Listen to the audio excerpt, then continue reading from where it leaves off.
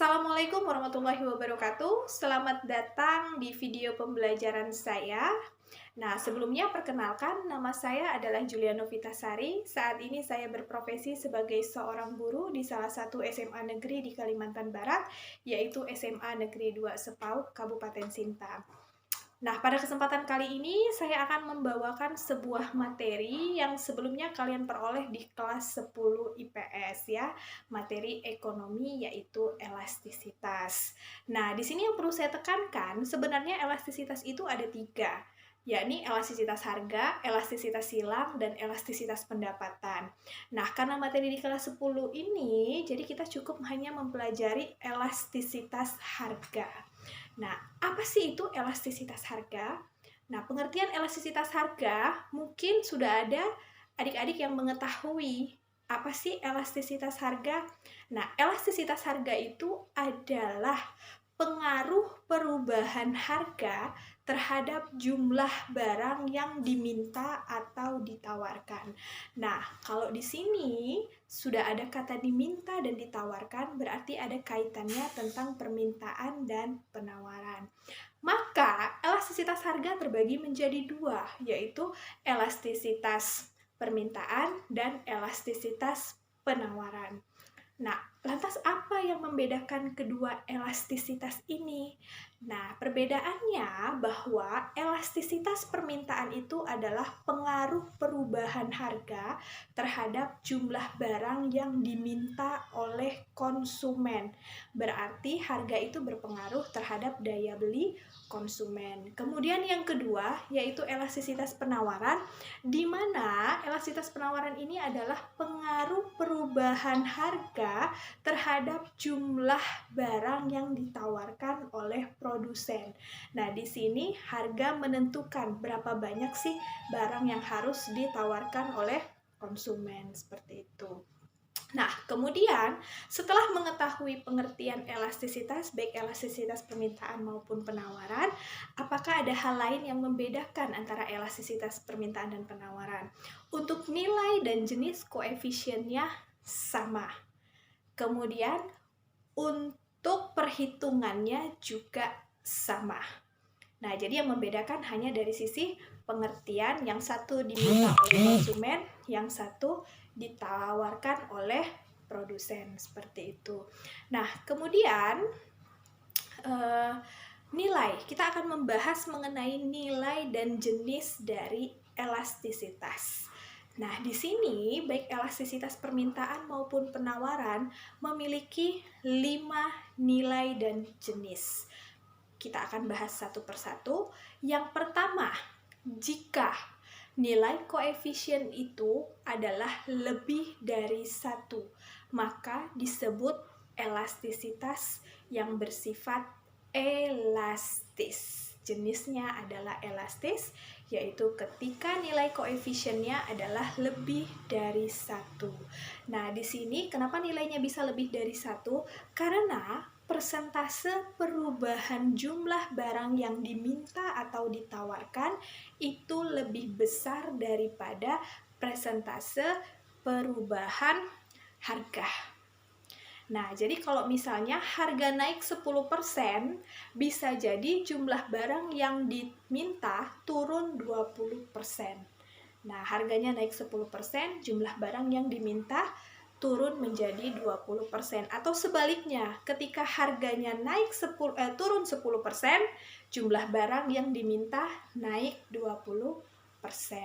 Nah, di sini untuk elastisitas yang bersifat elastis ini, dia ini biasanya diperuntukkan untuk jenis-jenis barang kebutuhan mewah. Dan kurva yang melambangkan elastisitas elastis ini berbentuk landai, seperti itu. Nah, kemudian yang kedua itu adalah nilai koefisien atau jenis koefisien bersifat inelastis.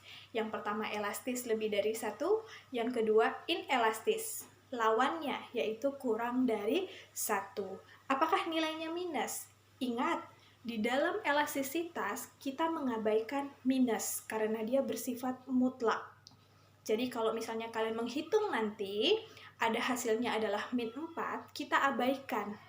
Dia bukan inelastis, kita abaikan minnya, maka dia menjadi 4, maka ini nilainya lebih dari 1, maka dia disebut sebagai yang pertama, yaitu elastis. Nah, inelastis ini jika kalian menghitung dan mendapatkan nilai koefisien kurang dari 1, yaitu 0, seperti itu. Nah, kemudian kenapa bisa hasilnya adalah kurang dari 1? Karena presentase perubahan jumlah yang diminta itu lebih kecil daripada presentase perubahan harga. Jadi, jika harga naik 10%, biasanya jumlah barang yang diminta itu turun tidak mencapai 10%. Nah, ini digunakan untuk barang-barang kebutuhan pokok seperti beras. Berapapun harga beras, tidak membuat terjadi penurunan beras yang sangat signifikan. Ya, harga beras naik, penurunan permintaan beras itu tidak lebih daripada kenaikan harga. Kenapa? Karena beras kebutuhan pokok. Bagaimanapun manusia akan berusaha membeli beras untuk memenuhi kebutuhannya. Dan kurva inelastis ini bersifat curam. Nah, kemudian yang ketiga, ada nilai koefisien sama dengan 1, dan ini disebut dengan uniter. Jadi kalau kalian menghitung nilainya adalah sama dengan 1, maka dia disebut koefisien uniter. Seperti itu ya. Nah, di sini menandakan bahwa presentase perubahan jumlah barang yang diminta atau yang ditawarkan sama dengan presentase perubahan harga. Jadi kalau harga naik 10%, bisa jadi barang yang diminta turun sebanyak 10%. Dan ini biasanya digunakan untuk, seperti saya ambil contoh, barang-barang elektronik. Nah, kurvanya dia berbentuk tidak landai dan tidak curam. Jadi kan kalau landai seperti ini, kalau curam seperti ini, berarti kalau dia agak seperti ini ya, tidak landai dan tidak curam.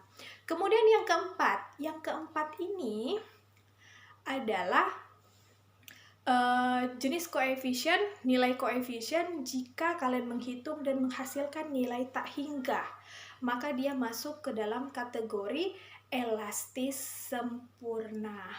Nah, elastis sempurna ini di mana bahwa berapapun jumlah barang yang diminta atau yang ditawarkan itu tidak mempengaruhi harga. Jadi berapapun, semakin banyak orang yang meminta, harganya itu nggak naik. Dia akan tetap seperti itu. Itu kategori elastis sempurna yang tak hingga ya. Nah, ini biasanya digunakan untuk barang-barang ya, barang-barang seperti obat-obatan. Nah, ketika banyak yang sakit, banyak yang membutuhkan obat, cenderung harga obat tetap seperti itu. Nah, kemudian untuk kurvanya dia berbentuk horizontal. Nah, ya. Dan yang terakhir adalah yang kelima, ini adalah jika kalian menghitung dan nilai koefisiennya adalah sama dengan 0. Dia disebut inelastis sempurna. Inelastis sempurna jika kalian menghitung dan nilainya adalah 0. Nah, ini yaitu adalah berapapun perubahan harga tidak mempengaruhi jumlah barang. Ya, berapapun perubahan harga tidak mempengaruhi jumlah barang. Dan ini biasanya terdapat dalam permintaan akan bumbu dapur. Ya, permintaan akan bumbu dapur, mau naik mau turun harganya, permintaan bumbu dapur itu akan tetap seperti itu. Nah, kemudian untuk kurva inelastis sempurna dia bersifat vertikal seperti itu ya. Nah, kemudian dari kelima jenis ini saya ulangi kembali. Kalau nilai koefisien lebih dari 1 kita sebut elastis, kurang dari 1 kita sebut inelastis, sama dengan 1 yaitu kita sebut uniter. Yang keempat, jika dia sama dengan tak hingga maka disebut elastis sempurna, dan jika dia sama dengan 0 maka disebut sebagai inelastis sempurna. Oke, yang terakhir yang akan saya sampaikan ini adalah terkait tentang cara menghitung. Cara menghitung otomatis seperti matematika, ini bisa kita kategorikan sebagai matematika ekonomi, maka kita memiliki rumus. di mana rumus elastisitas itu sangat sederhana, baik elastisitas permintaan maupun penawaran rumusnya adalah sama. Di mana rumusnya adalah elastisitas sama dengan delta Q per delta P dikali P1 per Q1. Nah, delta Q itu adalah perubahan harga ya, selisih antara harga yang kedua dikurangi harga yang pertama. Kemudian delta Q juga merupakan selisih atau jumlah barang yang kedua dikurangi dengan jumlah barang yang pertama. Kemudian P1-nya adalah harga yang pertama, Q1-nya adalah jumlah yang pertama. Nah, kemudian untuk cara menyelesaikan soalnya, nanti akan saya share. Nanti akan saya sampaikan bagaimana cara mengerjakan soal, baik soal itu diketahui lengkap P1, P2, Q1, dan Q2-nya, atau hanya soal yang menampilkan fungsi saja. Nah, jadi nanti di situ akan saya jelaskan secara rinci agar adik-adik dapat memahami dan dapat mengaplikasikan ketika muncul soal yang sama seperti yang saya berikan. Oke, nah di sini kita mulai dengan contoh soal agar kalian lebih mudah untuk memahami bagaimana cara menghitung. Nah, di sini saya berikan soal, pada saat harga gula merah Rp9.000 per kilogram, jumlah gula merah yang diminta adalah sebesar 400 kilo. Kemudian saat harga gula merah naik menjadi 10.000 per kilogram, jumlah permintaan gula turun menjadi 380 kilo. Dengan demikian, nilai dan jenis koefisien elastisitas permintaan gula merah adalah, nah tadi sudah kita tampilkan rumus bahwa mencari elastisitas itu adalah delta Q per delta P dikali P1 per Q1. Maka daripada itu penyelesaiannya seperti ini. Nah, di sini P1-nya tadi pada saat harga 9.000, jumlah yang diminta 400 kilo. Kemudian P2-nya yaitu harganya naik menjadi 10.000 dan jumlah yang diminta berubah menjadi 380 kg. Sudah lengkap ya? Kemudian kita masukkan ke dalam rumus yaitu delta Q per delta P dikali P1 per Q1. Maka delta Q itu adalah Q2 dikurangi Q1. Berarti di situ ada nilai min 20. Kemudian delta P adalah 10.000 dikurangi oleh 9.000, maka hasilnya adalah Rp1.000 dikali P1-nya 9.000 dan Q1-nya 400. Next, maka kita kalinya adalah 20 min 20 kali 9.000. Maka dihasilkanlah min 180.000, kemudian 1.000 dikali 400, maka menghasilkan 400.000. Maka dibagi 180.000 min 180.000 dibagi 400.000. Maka hasilnya adalah min 0,45. Ingat, elastisitas mengabaikan min, sehingga minnya tidak perlu dianggap karena dia bersifat mutlak, maka dari itu tetap kita menganggapnya adalah 0,45. Dengan demikian, elastisitas adalah kurang dari 1, maka jenis koefisiennya adalah inelastis. Nah, ini jika contoh soalnya, jika diketahui P1, P2, Q1, dan Q2. Bagaimana jika diketahui fungsi permintaan barang X? Nah, ini yang diketahui adalah fungsi. Ya, barang X adalah QD sama dengan 200 min 4P. Dan harga yang ditetapkan adalah sebesar Rp20. Maka berapakah nilai dan jenis koefisien elastisitas?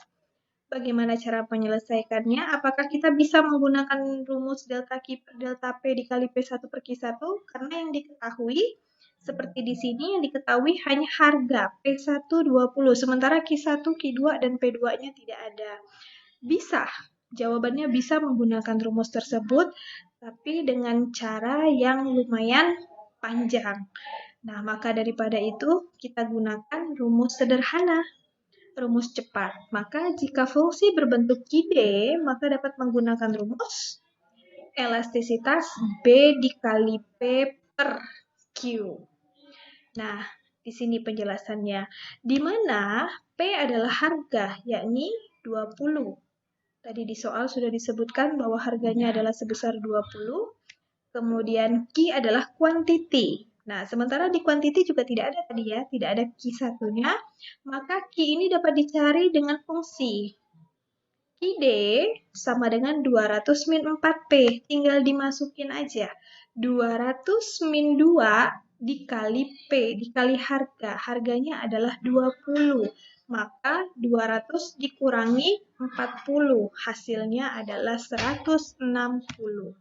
Maka Q adalah 160, sedangkan B, si B ini terdapat dalam fungsi permintaan. Fungsi permintaannya adalah QD sama dengan 200 min 4P.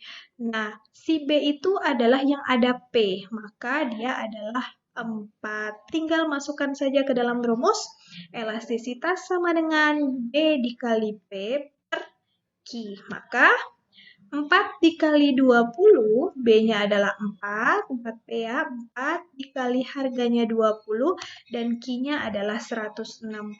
Maka daripada itu, 4 kali 20 adalah 80 dibagi 160, sehingga hasilnya adalah 0,5 atau setengah. Nah, 0,5 kurang dari 1, maka demikian jenisnya adalah inelastis karena dia 0,5 ya anak-anak, kurang dari 1. Next, soal yang selanjutnya. Kalau tadi fungsinya adalah berbentuk QD, bagaimana jika yang fungsi yang keluar dinyatakan dalam bentuk PD? Karena fungsi bisa P, bisa Q. Nah, kemudian di sini ada harga sebesar 50. Maka tentukan nilai koefisien. P-nya sudah diketahui. Maka dari itu, penyelesaiannya adalah jika fungsi berbentuk P, maka bisa kita gunakan rumus P dibagi P dikurangi A, di mana P ini adalah harga, yakni sebesar 50, dan A itu terdapat dalam fungsi permintaan, yakni 100. Jadi yang tidak ada embel P dan Q itu adalah nilai A, seperti itu ya. Kemudian, cara menghitungnya, maka elastisitas permintaan adalah P dibagi P dikurangi A. Nah, si P tadi kan 50, sementara si A adalah 100.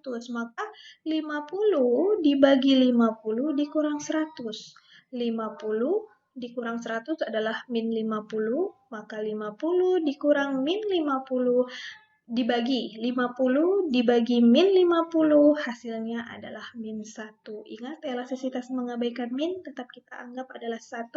Dengan demikian, elastisitas permintaan adalah 1. Maka jenisnya adalah uniter. Nah, demikian penjelasannya ya.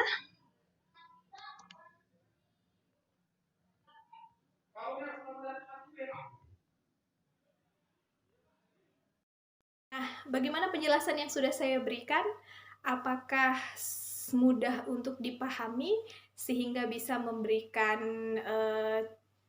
masukan bagaimana cara mengerjakannya dengan cepat? Nah, jika memang bermanfaat, boleh channel YouTube ini untuk di-share, like, dan subscribe.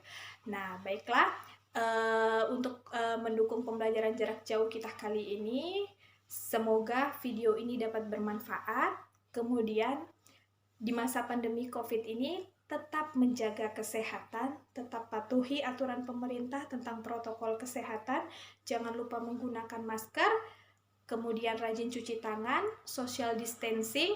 Semoga sekolah kita segera dibuka kembali dan kita dapat berkumpul bersama dan belajar secara tatap muka.